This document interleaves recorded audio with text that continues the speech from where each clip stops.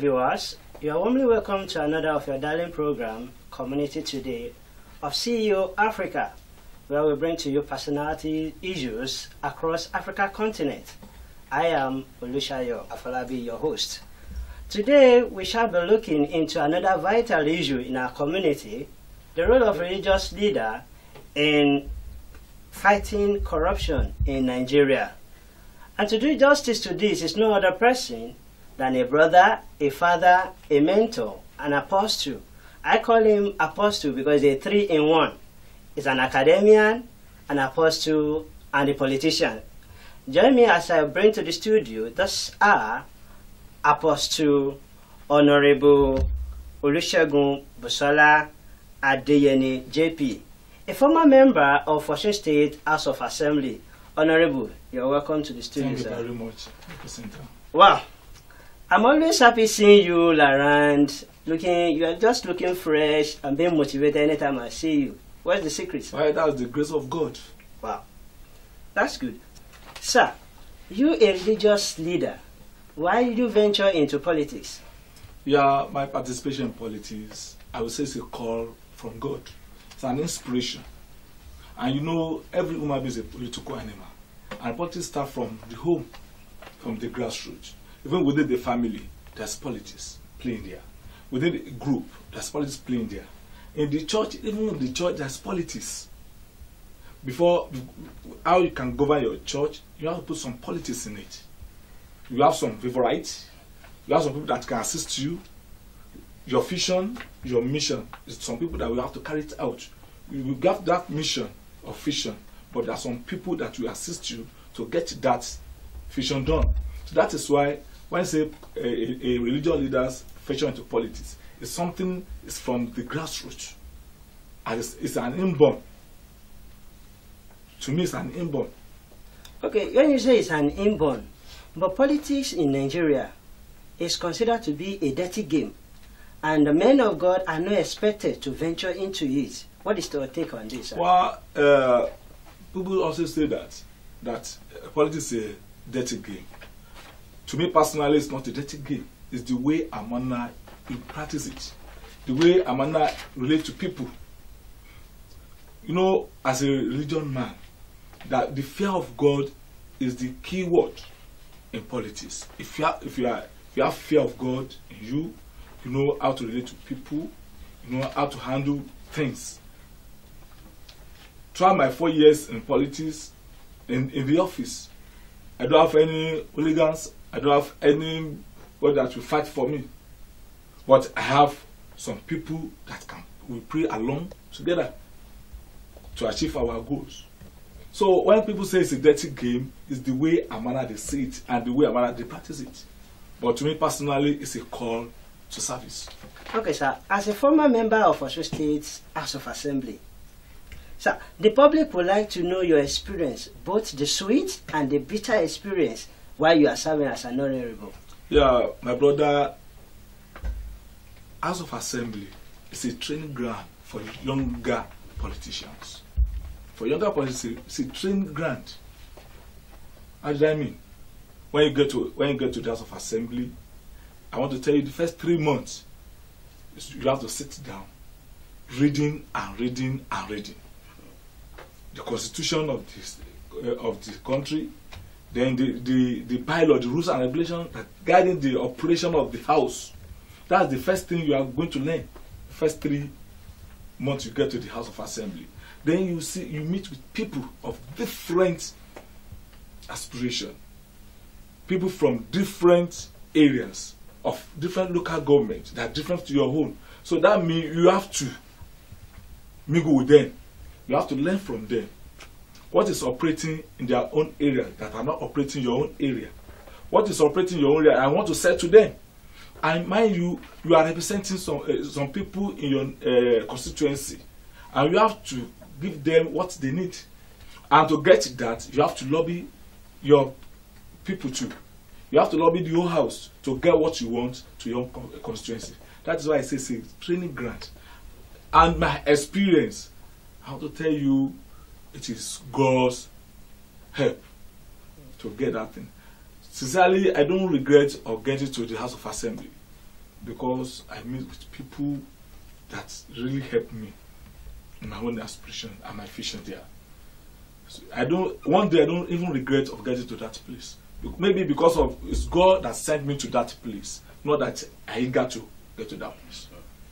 But on the other hand, sir, politics is known to be turbulent. And as a reverend gentleman, how you do play along? Yeah, if you say politics is turbulent, especially in Nigeria, it is really true. Why? You see people from different backgrounds. They come to politics. And they want to get what they want to get out all needs. That wise, there will be chaos and crisis. But what you need, instead of you to fight them, you have to call them to one table, discuss the differences, iron things out. Then, during your own discussion, you might influence them to get what you want, instead of fighting or do other things. So, turbulence in politics depends on the way and manner, I've been saying, the way and manner you present yourself to people, to your community, to the other politicians. Okay. If they see you as an aggrieved person, then they will react that way to you. But if they see you as a gentleman and so respectful, give respect to the elders, the leaders in the party, they will respect you too. And respect is reciprocal. Sir, what you are trying to tell the Honorable House now is that you, for that 4 years, you play your way out as a reverend gentleman. Of course, yes. Okay, let us now look at it this way. The slogan of every politician is that one good term deserves another. But in your own case, you serve once and you step aside. What could be the reason, sir? I won't lie to you. I wish to go back. But politics, as you already said, it's a dirty game. People don't like truth. They want people to, to maneuver things, to mislead them, and give them this and all that. But what been my philosophy then was this: to empowerment. I don't like giving you money for burial, giving money for naming ceremony. I believe if I empower you, you can do all these things on your own. But the young politicians nowadays, they want you to give them fish, but they don't want to learn how to fish. That is the real problem. I wish to go, but with some things which they ask from me, I said instead of going, I rather stay back because of what is in my hand. That is that particular religion. I can't say because I'm now in politics, I should forget where I started. So that is why I didn't go. But yet, I'm still in politics, fighting for another post. Wow. And by God's grace, I believe the next few months, I'll be another thing. Wow, good. Then when I heard the news that you step aside, I was wondering that could it be that your life is being threatened, or your congregation are complaining, or the game is becoming so dirtier? If there is anything like that, that's what make you to step aside. No. I'm not a full-time pastor. Okay. I'm an assistant pastor to some pastors in my church. So I'm just an errand boy in my church. Are you getting it? I'm an errand boy in the church, but fully participating in the activities of the church.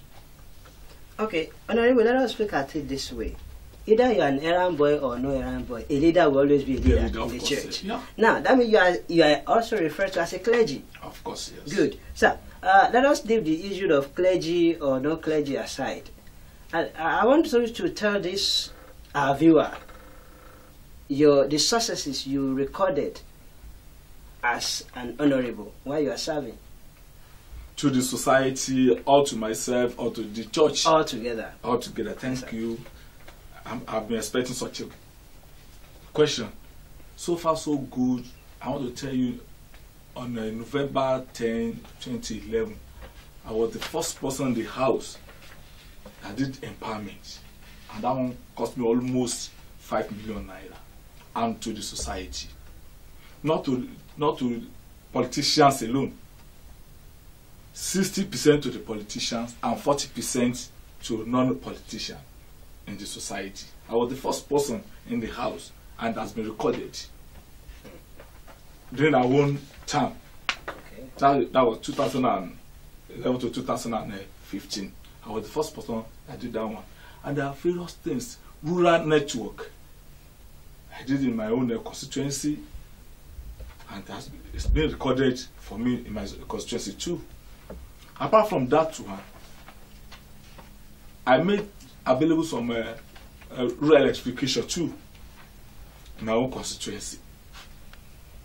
The empowerment, apart from the general empowerment, the personal empowerment. Okay.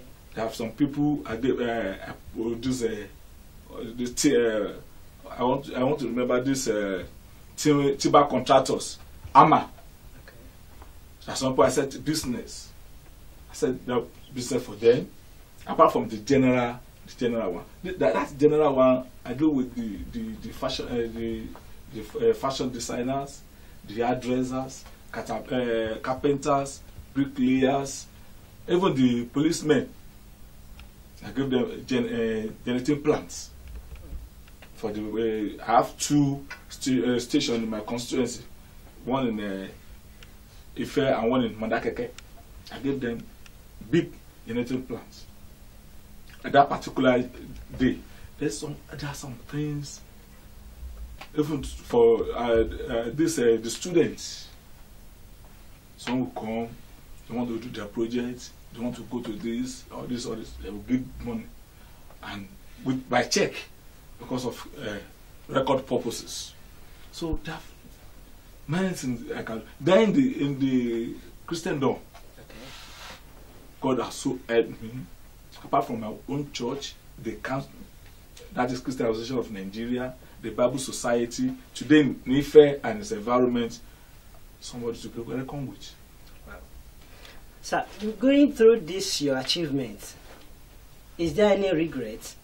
Maybe when you are serving as an honorable or after you left the office, is there any regret? I don't see any regret. I've said it earlier on. This, my service in the House of Assembly and politics, is a call to service by God. So all I did then is an inspiration from God. I led to it. I will pray over that before I venture into it, and God will speak. Then I will follow. So, as a clergyman, how did you manage your religious and political leadership without anyone being affected while you are serving as an honorable? Well, I won't say anyone has not been affected, because a human being, we are not perfect. It's only God that's perfect. And mind you, a religious leader in the society is answerable to the community. The immediate community is the church. The outside community is the people outside, both Muslim, Christian, and pagans. Now, when you have a community leaders in politics, that means it still mingle with the 3. Service to the church, serve to other people in the community. A religious leader doesn't look at the people around him, apart from the church. It's not a religious leader. Because minister in the church, you have to minister also. And not in words alone that you are going to minister. In kind, in cash, you have to minister to the people. So that time, people will know, they will really actually that this man is a man of God and a religious man. So in that wise, when we are doing the church, ministering in the church, we still ministering to the people outside. In kind, in words, and cash. To give them an environment to live their own life too.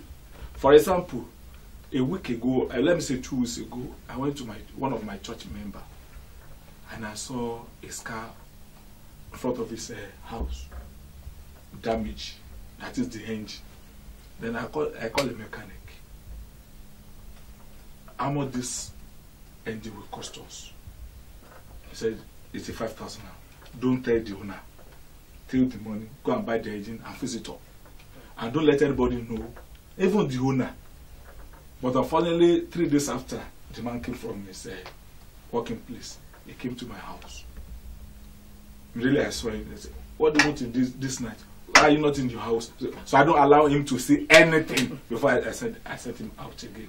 I said, that is people when it is the Muslim voted for me, the Christian voted for me, the pagans voted for me, the traditionalists voted for me.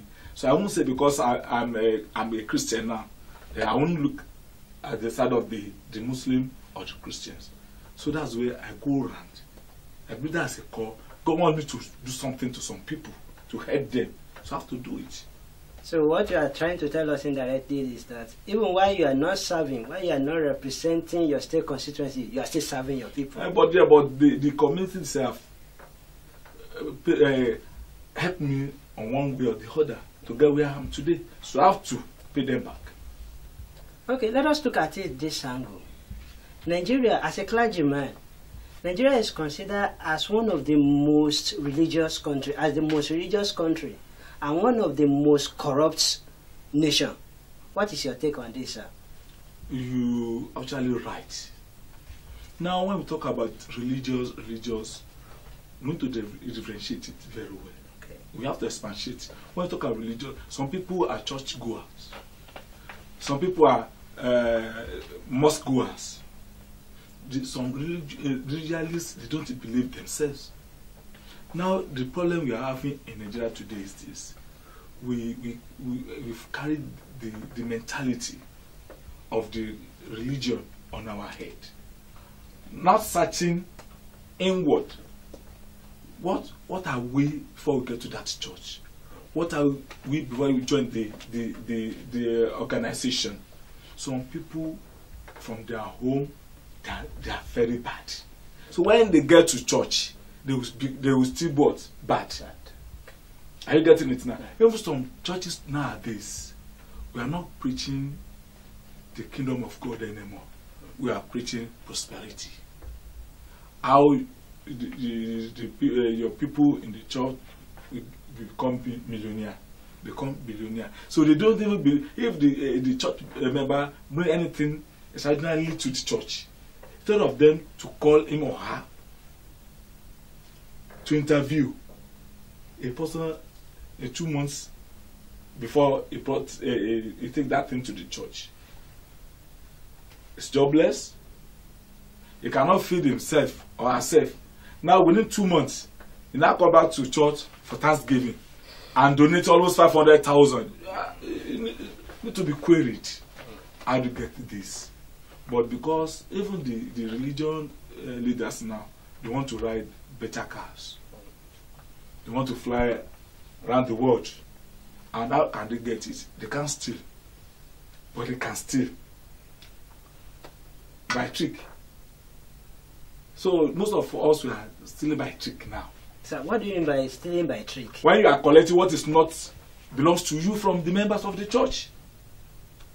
When a person gives a tithe of almost 2 million naira once, 2 months ago, he could not eat, but giving out 200, dashing, then they will that pastor a vehicle, this and that, a fridge in their room, all this, and they believe it's a blessing from God. Most of the leaders nowadays, they don't even pray.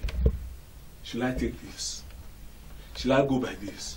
But because you know the whole world now, everything is beyond human's control again. So they want to go along. They want to belong.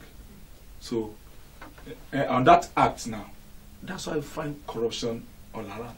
Well, sir, where you just got to now, the issue of corruption is the main thing in the country now. Yeah. Now, you said some people will come to church during Thanksgiving paying 2 million naira. Now, there is this general belief that all this money looted by the politician are being taken to church as tithes. Okay. What are the religious leaders doing in fighting against this? We have to define corruption also. Okay. Corruption does not basically on money alone. Even the character, if we are going along with the bad society, the bad group. It's corruption too. But so the corruption in the mentality of Nigeria has to do with monetary aspects. That before you embezzle money, okay, they should trace the origin, where you start from. What is his character within his own community? What is his attitude to human endeavors? What is his attitude to human development? A person that you could not even bother to give his neighbor a tin of gari to eat, now is now in position. What do you expect from that person? He won't look back again, because God has placed him somewhere, because he has not been practicing such before.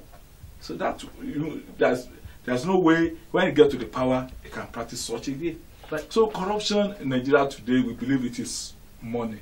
But what of a pastor or a man was not in position of politics and do certain things within the church? You know, most of the churches, I won't mention a church, but in my constituency, I want to tell you the chorister, one church, one Sunday service, they send the pastor out of the church because of maladministration, because of the corruption.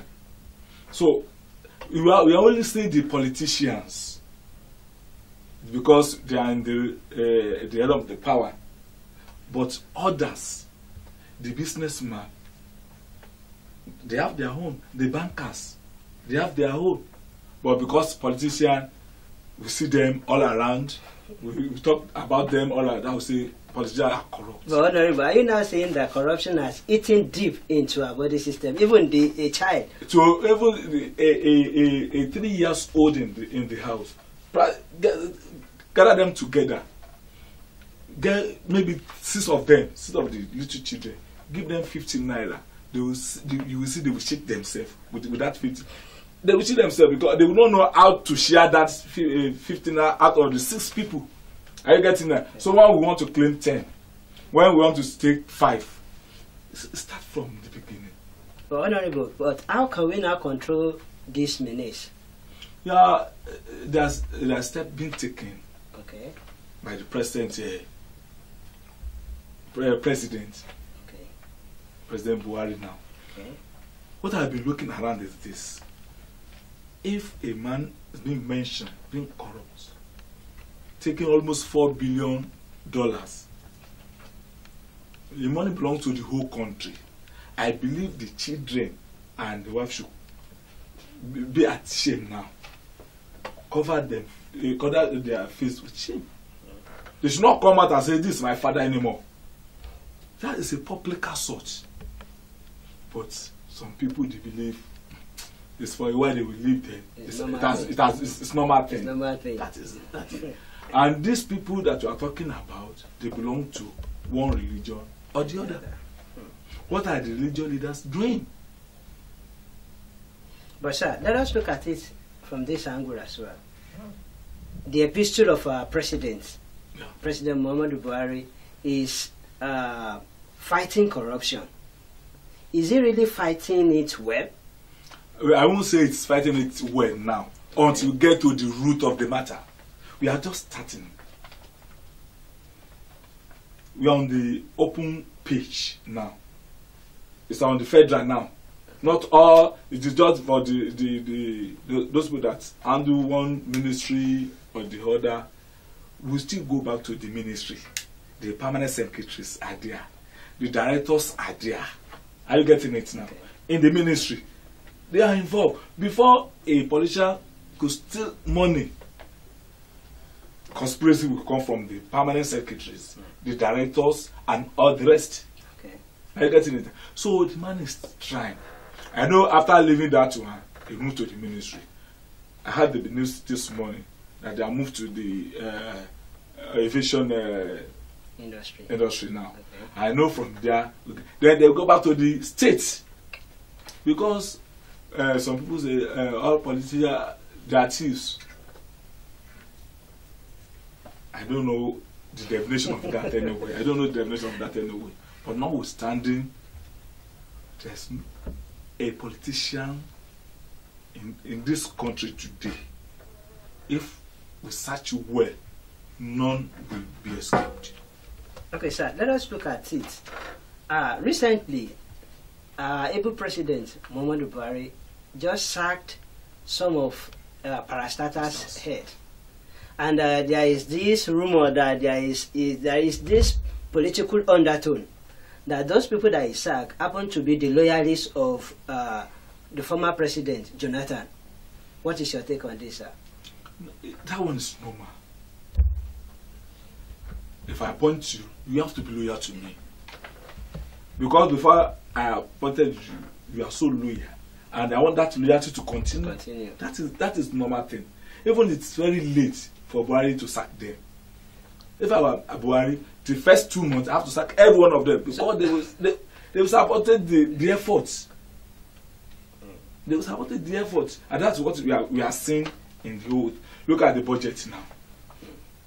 You see, the very shameful for a country like Nigeria presenting a budget to the House, and we are telling it's inflating. We don't see it again. Get lost. It's very shameful.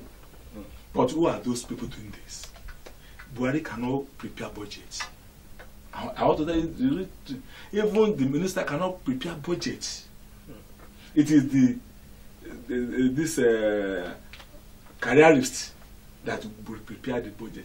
When during the process, they had their own too, and that's what we are facing now. A budget should not be more than 2 or 3 months in the House. If truly drawn, if faithfully drawn, it should not be more than 3 months. Take it to the House, then as an appropriate committee will go along with it. Do the surgery within 2 or 3 months, within 2 or 3 weeks, report back to the House. That's all. And I believe all these people involved in this Akepankis belongs to one religion or the other. Of course, yes. So what are the religious leaders doing to regulate this bad habits? I want to tell you this. I won't go against any religious sect. I won't go against any religious. But whoever knows and believes that God called him or her to service, you must be on the track. You should not allow the influence of the money or other things in this country, in this world, to move out from the track. So they should try as much as possible to do what is expected of a minister of God, to minister to the people and correct their abnormalities. Sir, recently the apex courts in this country, Supreme Courts, upheld and notified some election results in some states, and there have been reaction over this. Sir, what can you say about the election process in Nigeria? Well, I'm a novice in the legal area, but morally, if the Supreme Court could say, especially in the River State, that the man should go ahead, that's why they are heading oligarchism there, malpractices. Because every one of us in this country, what really happened in River State. But maybe because I'm a novice, I can't say much about the legal something. But morally, I'm afraid what this Nigeria will become in the nearest future. Because we believe the courts will assist the whole system in Nigeria, but we are seeing another way around. Okay, if I should go by that, you may mention of legalism or the rest, and which means the election process in Nigeria involves legalism, thuggery, and I think that's why people say politics is dirty game in Nigeria. If I get you correct. Of course, yes. Now, can we now say that election process is full of hooliganism and thuggery in Nigeria, Abi? Now, and bloodshedding. Is it possible for us to do away? No, we can't generalize that. I mean, mention of a state out of 36 plus Abuja in Nigeria. I just be mention of the first state. We had election in Lagos, we had election in Kano, we had election in Sokoto, where we have a free and fair election there. You know, a bad air will prove itself a bad end. There's no way you can do it. But that's why I say I'm afraid what will become of Nigeria the nearest future. If we go by this judgment, at this point in time in Nigeria, where people not say we don't want thuggery, we don't legalism, don't want malpractice in the election process, and an apex court could rise up and say, "This man, go ahead, you are so good." I mean, and mind you, if we are talking about court, there are some people involved. Human being. So that is human being for us. But with that, we will not say that the judiciary is free from influence, or is free from interference. Having it at the back of the mind that it is somebody that puts the chief judge. Because I know sometimes ago I heard in the news that the APC were reacting that the chief judge of the Supreme Court should be queried because the judgment was not in favor of APC in a particular state. So can we now say that the judiciary is free from interference? Is it not that there is somebody, like somebody behind the tune, giving out the order? Don't let us be sentimental. Okay. You see, that's in some states also where the judgment came up that's not in favor of APC. Okay. They didn't bother. But this one, that the whole world saw what happened then. And morally, even a human being will know, if I put on that chair, if I will pronounce any judgment, I will send the person packing. But it's another way around. So, it's not something we want to relate about. Once you sit down and think about this, if that person could do that, and it happened then, during 1983 or 79 election, during Awolowo and Shagari, the mathematical aspect then, 12 2/3. I could not see why you would divide the human being to 2/3 and you're still living. Are you getting it now? So these are the things things have gone wrong so long.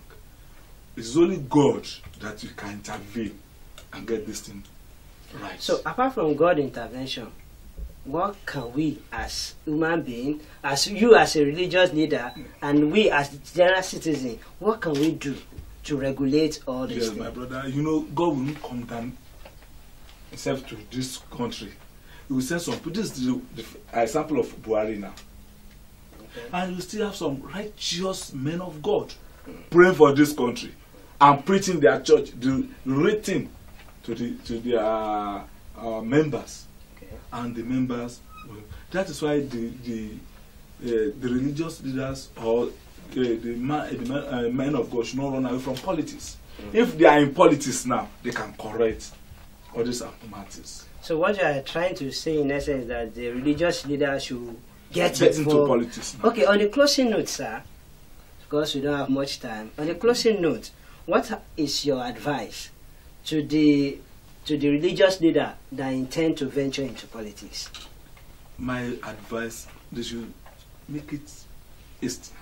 They should go into politics now, so they can correct all the abnormalities. We will see pastors, we see Alaji, we see this, we will see that.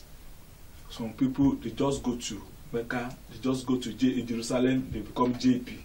Are they faithful to God? So the men of God should now rise up. I told you it's a call to service. You see things that are wrong. You should not keep mute. You should not be silent. You have to rise up and correct the mistakes. Okay, thank you, Honorable. What is your advice to the Honorable, both the former Honorable and the serving Honorable, and to the Nigerian at large? What is your advice to the Nigerian citizen? They have been seeing the lesson now all around. If you think you can do away with the bad things now, there's samples around us now. We'll see what is happening. Some people that have gone, they thought with Jonathan they have gone, but now they are calling them back. They are still worse. You have to present your stewardship now to the whole country. So in that wise, whoever that are serving and those people that are living now, we should do it right. Let's do it right. Don't let us think everything is money, everything is wealth. If you build many houses today, you can't sleep